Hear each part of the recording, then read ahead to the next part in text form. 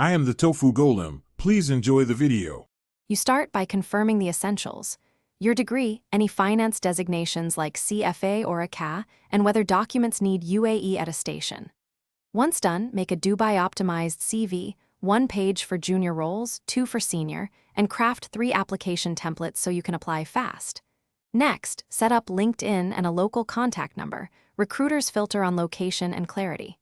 Do this now. It reduces friction and gets your profile screened within days instead of weeks. You should now move into targeted outreach.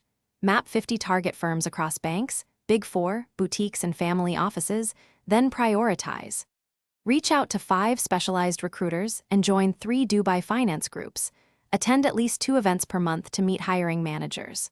When applying, tailor each submission, quantify your impact, and include 2 to 3 role-specific technical keywords so automated filters pick you up. Make sure to follow up within 3-5 days.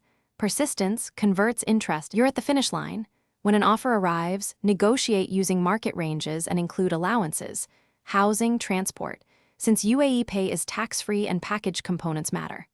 Once accepted, complete the contract, Emirates ID, work visa, and medical exam promptly to avoid delays. If things go wrong, no offers after interviews, reassess.